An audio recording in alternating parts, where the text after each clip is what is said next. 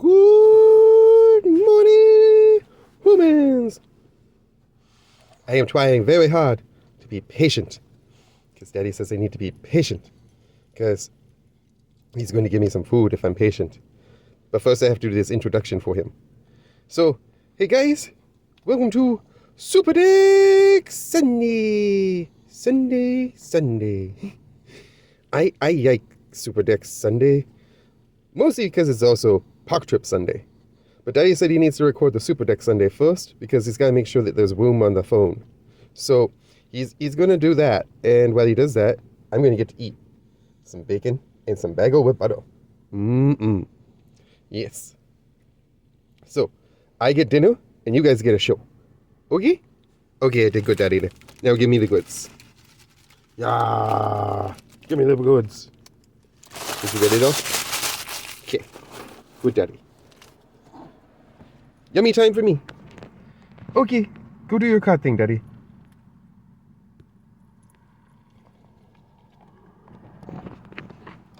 Thank you, Kaiba. As he said, it's Super Deck Sunday, and we have a special Super Deck Sunday for you guys. Not to worry, I cleaned off my hands before you get too crazy. I have the reincarnation of the Blue Deck. The Blue Deck was featured on the channel before, but it's gotten some serious upgrades from all the stuff from Brothers War and a few other different pulls from other sets. So I wanted to show you guys the upgraded version of it because basically at this point I haven't put it onto archidekt yet, but I'm pretty sure this is a bracket 4 deck now. Basically this is my, alright, if you don't want to play fun Magic, then fine. I will play your kind of Magic, but you're not going to like it. Because I call this Blue Solitaire. And you guys will see why. I'm going to start with the lands first, and then we're just going to work our way up. But as you see, the commander is Unctus. Unctus Grand Meditect has a cool ability. Other blue creatures have, whenever they become tapped, draw a card, discard a card, and other artifact creatures get +1/+1.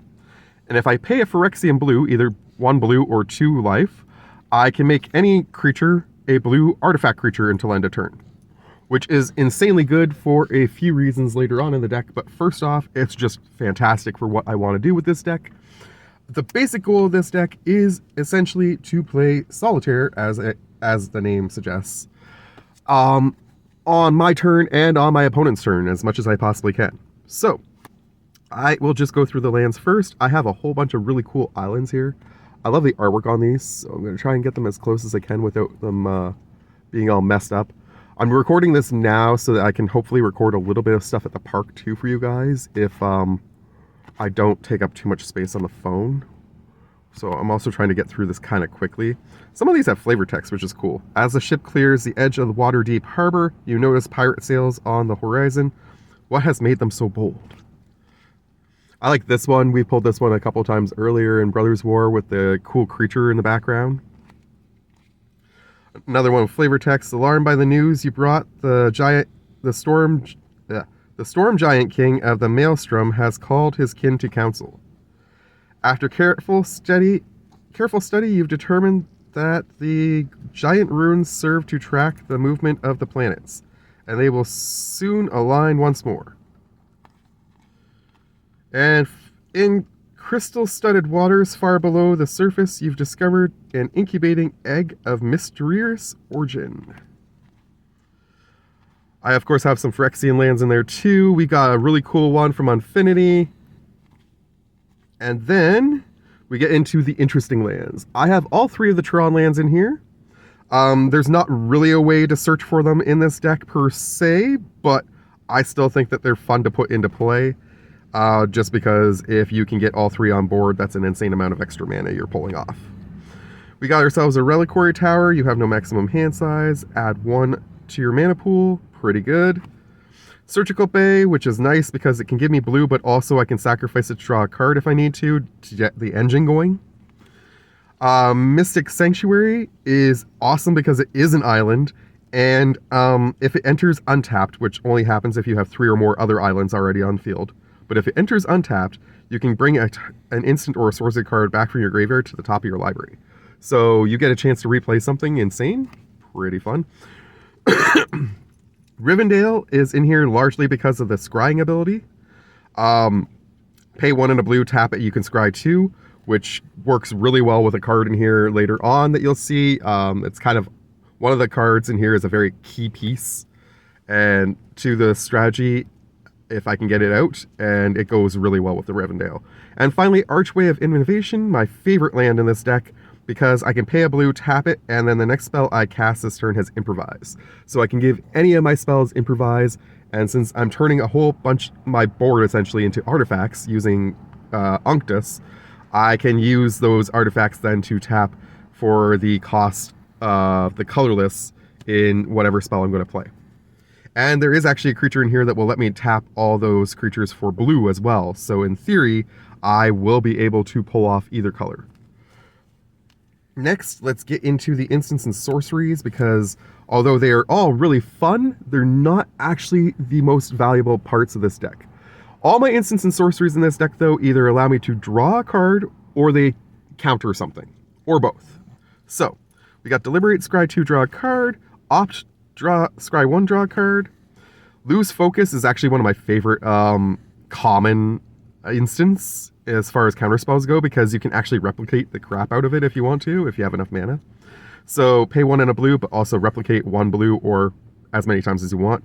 To counter target spell unless its controller pays 2, and if you replicate the spell, you can actually target a whole bunch of different things in the chain. You don't have to just target whatever you originally targeted, which is neat too. Flow of Knowledge is probably the best draw spell in this deck. You draw a card for every island you control, so if you get this late in the game, you can pretty much draw out most of your deck at that point, and then you just discard 2. Force of Negation is insanely powerful, very highly sought after, and financially, a huge thing in this deck. This deck is actually one of my more expensive decks, probably, after this upgrade.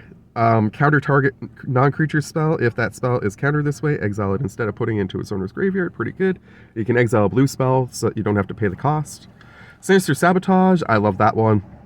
Counter target spell and Surveil 1. It's actually one of my favorite counter spells of all time. Thassa's Rebuff is just a disgusting counter spell, as Snoop put it. Counter target spell unless its controller pays X, where X is the devotion that you have to blue at the time. So pretty insane. Potentially. Spellgeyer, I love this one because it does either counter or surveil and draw 2 cards, so you can play it for whichever version you need at the time.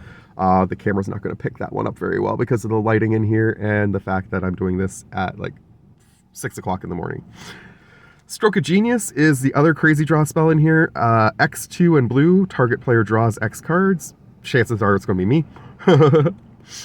Summary Dismissal, exile all other spells and counter all abilities on the stack. That's pretty crazy.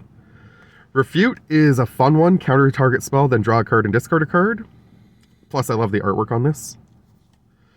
Serum Visions, draw a card, scry 2. Basically the opposite of Deliberate, but it's 1 cheaper.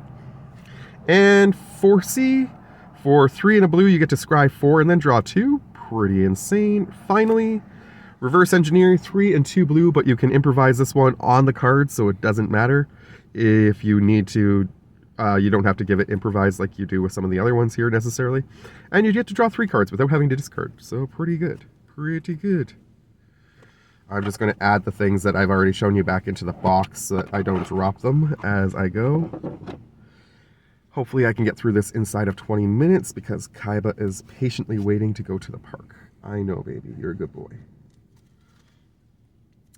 Enchantments. I have Evanescent Intellect. I love this card. Enchant creature for 1 blue. Enchanted creature has pay 1 and a blue. Tap. Target player puts the top 3 cards of his or her library into his or her graveyard.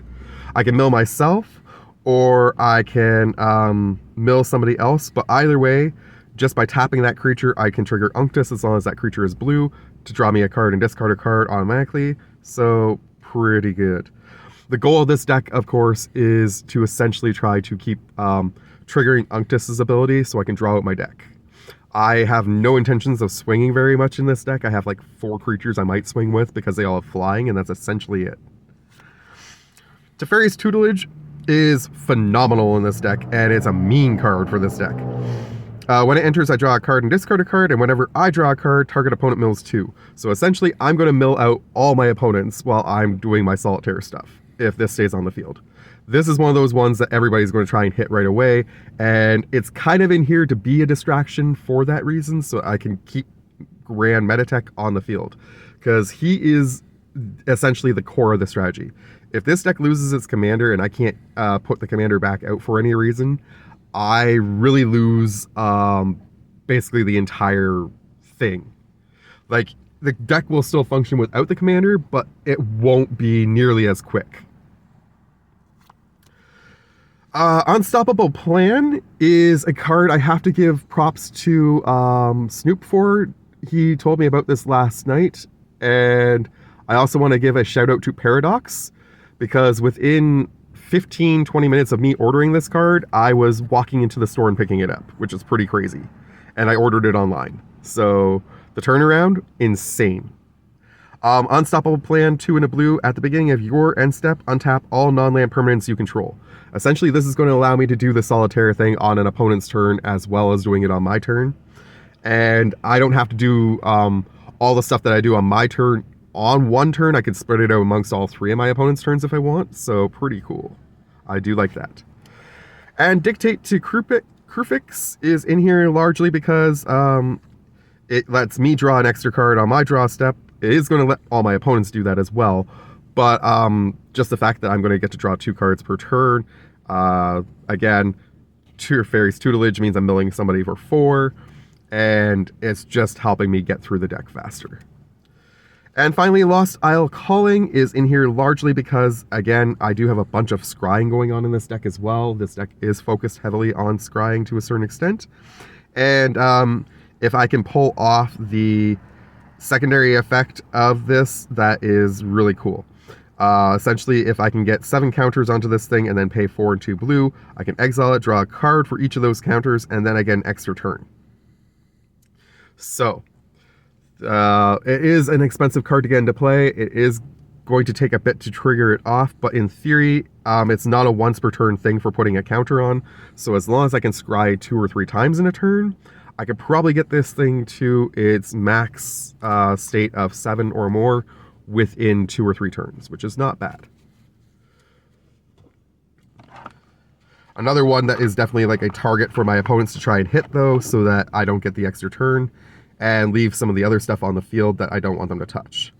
I'm going to do artifacts next. This deck is a huge artifact deck, but it does not have as many artifacts as you might think. I think there's 11, plus there's a bunch of artifact creatures too. But here we go. We're going to go with Midnight Clock to start us off. Taps for blue, 2 and a blue to put into play, and you have to put an hour counter on it at every upkeep. You can also pay to put hour counters on it if you want. And when this thing gets its 12th counter, you shuffle your hand and graveyard into your library, then draw 7 cards and exile it. This is essentially to help me get back a couple of win cons from my graveyard, potentially, if need be, or to recycle some of my artifacts if I need to. And it's also good for the mana fixing. I was going to possibly put in a Hedron Archive instead, but I think this is the better choice because of trying to get those win cons back into my deck if they get milled, per se, or something like that. And that is a really high potential in this deck. Thought Vessel, I have the one from Fallout. I pulled this from the Fallout deck and decided to put it in here because I thought it was a much better choice. You have no maximum hand size and it taps for colorless. Really good card. Spellbook costs 0 to put into play. You have no maximum hand size. Another insanely good artifact for this deck. That one might actually be worth a little bit. I'm not sure if it's worth that much, but it might be worth a little bit.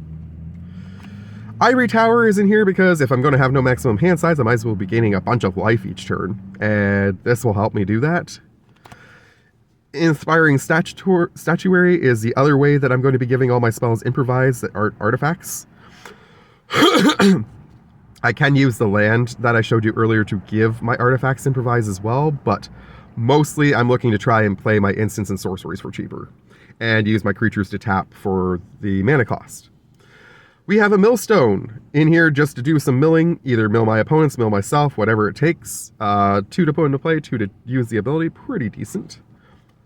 Keening Stone, 6 to put into play, 5 to use the ability. Target player mills X cards, where X is the number of cards already in their graveyard. So again, this will help me get through my deck really fast, or it'll help me get rid of my opponents much quicker. And that is, like I say, some of these artifacts are insane, which is why I have a couple of those enchantments in here to try and take some of the pressure off the artifacts. Same with Mesmeric Orb. Mesmeric Orb is phenomenal for this deck. 2 to put into play. Whenever a permanent becomes untapped, the permanent's controller mills a card. We're all going to be milling through our decks really fast. This is going to get me through to my win cons, hopefully within 2 or 3 turns, possibly even, once it's on the field, because this does include your lands. So, like I say, this deck is insane. It wants to win, and it wants to win fast. I have a Temporal Anchor. 3 and 3 blue to put into play. At the beginning of your upkeep, you scry 2, so that's just going to help trigger some of the scry stuff that you've already seen in here, plus trigger the one really big card that loves scrying. And whenever you choose to put 1 or more cards on the bottom of your library while scrying, exile that many cards from the bottom of your library. So I've asked before, and I forgot to verify before I came back on here to make sure, but I think the way this works is you go to scry, and whatever number of cards you're going to put to the bottom, before you put those to the bottom, you actually exile from the bottom the other cards that you would be putting down. So if I'm going to put 3 to the bottom, I have to exile 3 from the bottom first, and then put those new 3 at the bottom, which will then get exiled the next time I scry, probably. So again, this is just going to help me get through my deck that much faster. And during my turn, I can play cards that are exiled with this, so I don't lose any of my stuff as long as this stays on the field.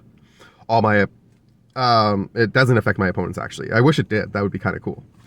I did put the other copy that I pulled of the One Ring into this deck, because why not?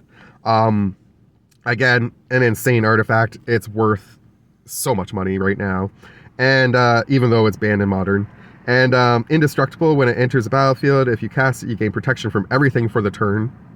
And at the beginning of your upkeep, you lose a life for each counter that's on this. You put a counter on it every time you tap it.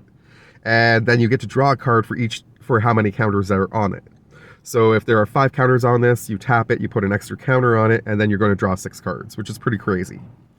The downside is this thing can kill you pretty fast, and I do have an out in here for that, but it is a one-off shot, so kind of a gamble to play the One Ring, just like it's a gamble to play the next card I'm going to show you, which is Marina Vendrell's Grimoire. I'm not going to make the 20 minutes, not even close. When this thing enters, if you cast it, draw 5 cards, you have no maximum hand size, and you don't lose the game for having 0 or less life. Whenever you gain life, you draw that many cards, and whenever you would lose life, you discard that many cards. If you have no cards in hand, you lose the game. Again, if I get to the point where I might lose the game off of this thing, I do have an out if I can get it onto the board. If not, it is what it is. This deck is definitely a risk to play. And it's not a deck that people are going to like, probably, for the most part. Before I show you the creatures, I am going to show you the 2 planeswalkers in the deck, both of which are disgusting for this deck. We have Mordenkainen. He is 4 and 2 blue for a 5 loyalty planeswalker. +2, draw 2 cards, and put a card from the hand onto the bottom of your library. Unfortunately, it doesn't count as scrying. I wish it did. -2, create a blue dog illusion token with this creature's power and toughness are each equal to twice the number of cards in your hand. Chances are I'm not going to do that more than once, but I probably would make one of those just to have a ridiculously huge blocker on the field. But the big thing is, -10, exchange your hand and library, then shuffle and you get an emblem with you have no maximum hand size. So no matter what, for the rest of the game, I would have no maximum hand size if I can pull this off.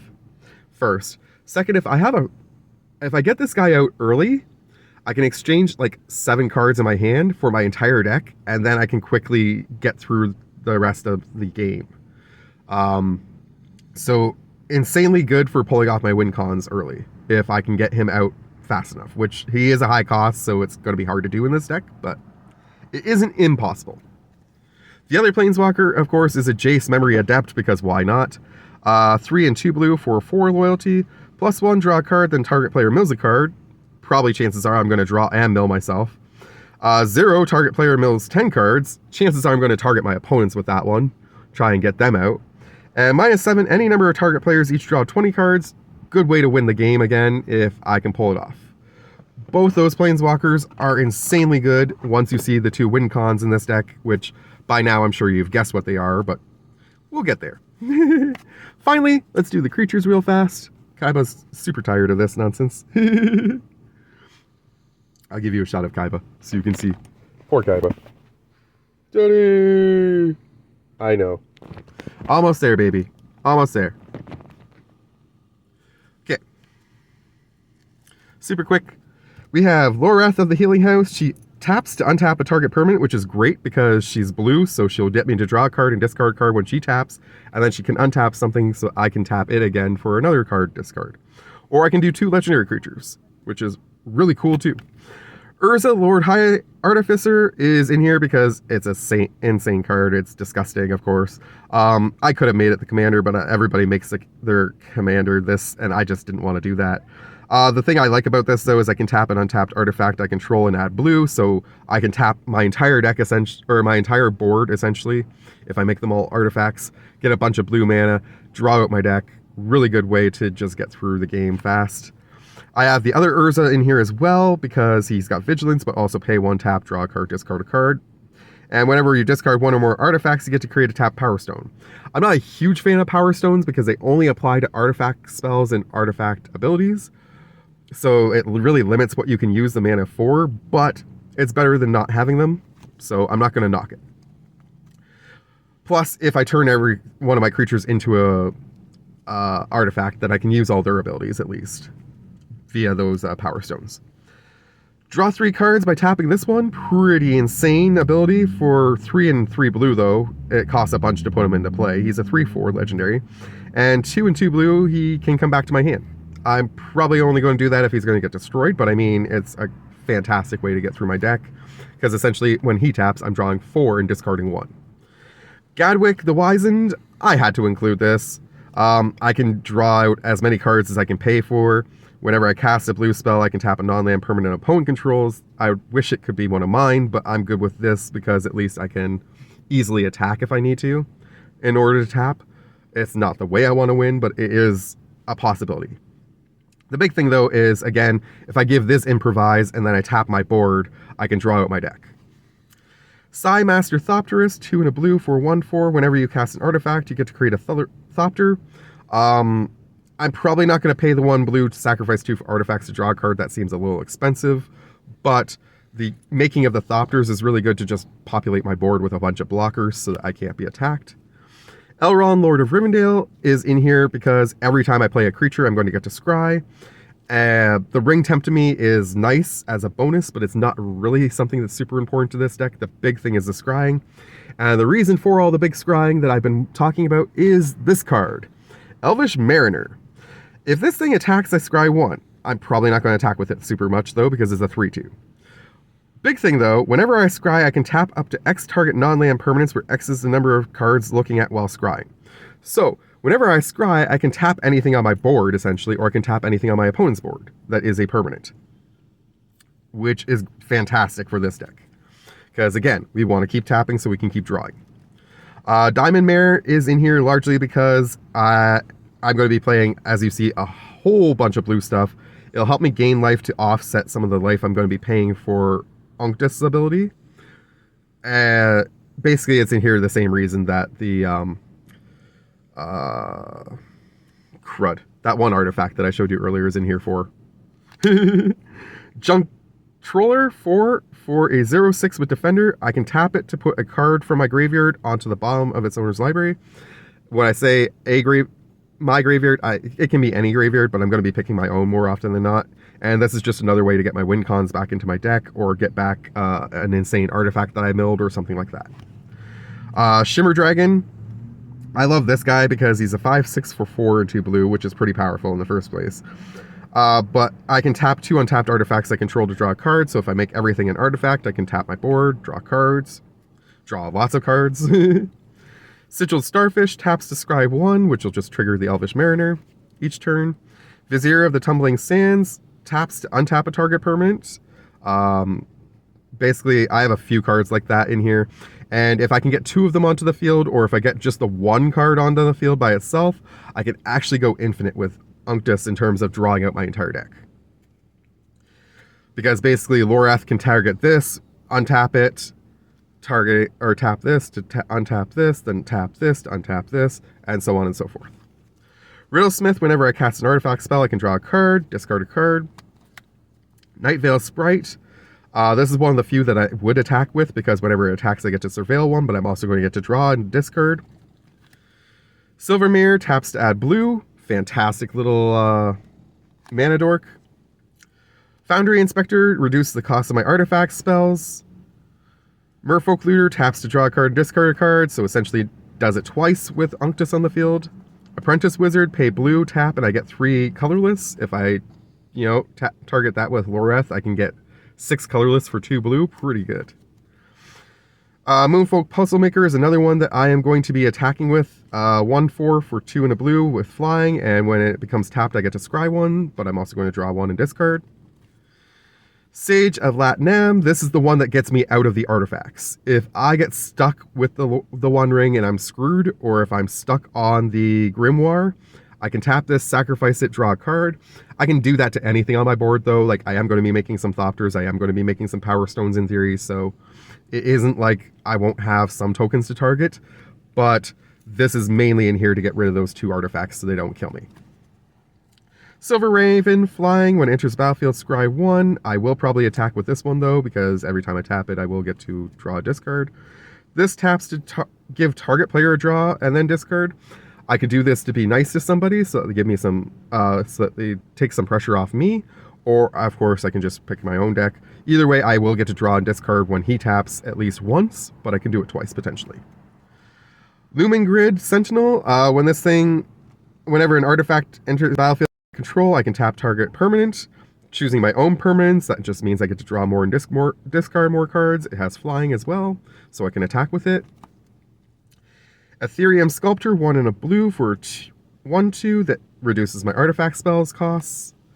Curator of the Mysteries, 2 and 2 blue flying, and whenever you cycle or discard another card, you get to scry 1, which means I'm just going to be triggering that Elvish Mariner a whole bunch with this guy. If I can get both of them on the field, all the discarding I'm doing is just going to freaking massively influence that. Captain of Umbar, pay 1 to tap, draw, discard. I keep him in here largely because he's got the potential to be a blocker as well, but yeah. Transplant Theorist, I like this one a lot. Whenever another artifact comes into the battlefield under my control, I can draw and discard. And I can pay 2 to put something from my graveyard on the bottom, so this works like the Junk Trawler from before, but also it gives me some more draw and discard as well. Tolarian Kraken is in here because of the insane potential of what it can do with my board. 4 and 2 blue for 4/6. Whenever I draw a card, I can pay 1. If I do, I can tap or untap a target creature. Essentially, if I have enough mana available, I can just keep, once I start drawing, I can just keep tapping all my creatures to keep drawing and discarding, and untapping them, and then using them for mana to keep doing it, and so on and so forth, as long as I make this an artifact. The only downside is, Unctus ability is a sorcery ability, so I can't do that part on my opponent's turn. This will only be useful on my turn, but I can still do an insane amount with this on my turn. And even on my opponent's turn, I can do some stuff with it. I just won't be as prolific with it. Clever Conjurer is another one that can tap to untap a permanent, as long as it's not named Clever Conjurer. It has to be done at sorcery speed, unfortunately, so it doesn't work as well as Loreth or as well as the Vizier, but it's still pretty good. Gamma Zoa is in here largely because it's an insanely funny blocker. 2 and a blue for a 0/3 with Defender and Flying, but when I block with it, I can then tap it and put it and each creature that it's blocking on top of their owner's libraries, and then we shuffle. So basically, it's a permanent don't attack me or you're going to lose the thing that you like the best off the field sort of thing. And what's really neat is it doesn't target per se because it's triggered by the effect of the blocking. So it gets around things that have Hexproof and Shroud. Scrap Trawler, essentially, this is the one that I was saying before works really well with Unctus, because I can make anything into an artifact, and then if that thing dies on my turn, I can essentially fetch back any artifact that's in my graveyard that has lesser mana value. So if I, for example, lose Urza, or no, let's not use Urza as an example. If I lose Arcanus, and I've make him an artifact before he goes to the graveyard, then I can return back the One Ring, for example. As crazy as that is. And now we get into the really fun cards. Affetto Alchemist, this one actually goes infinite on its own with Unctus. Essentially, this one can target itself. So I can tap it, target itself to untap itself, tap it, target itself, and so on and so forth. Which is crazy. And then my win cons in this deck are, of course, Laboratory Maniac, because, you know, why not? If I would draw a card while my library has no cards in it, I automatically win the game instead of losing. And, of course, Thassa's Oracle, because, yeah. If Thassa's Oracle enters the battlefield, I get to look at the top X cards in my library, where X is my devotion to blue, put one of them onto my top of my library, and the rest on the bottom in a random order. But if X is greater than or equal to the number of cards in my library, I automatically win the game. So as long as I get Thassa out while I have a decent number of blue stuff on my field, and I've played this deck well, I automatically win. If I can empty myself out and get Laboratory Maniac on the field before I do, I automatically win. And those are the win cons of this deck. I either want to pull off one of those two cards, or I want to mill out everybody else at the table while I try to do those two win cons. That is how Blue Solitaire is working for me. I do not intend to make any more adjustments to this deck. I don't want to put it over the edge into CEDH territory because I just do not plan to ever play competitive. But I do believe that this is bracket 4 worthy, and I feel that this is the perfect deck to deal with people who just refuse to play lower bracket stuff for fun when I go to a card shop. This isn't going to be my online meme deck. This is going to definitely be my in-store shop deck when you guys decide you don't want to play fun Magic. Anyways, I think that's good enough for this video. We went an extra 12 minutes longer than I meant to, and somebody really wants to get to the park. So, much love to you all from me to you, me and Kaiba over here. To you, take care. Have a great rest of your Sunday. Hope you enjoyed the deck. Love you all. Bye.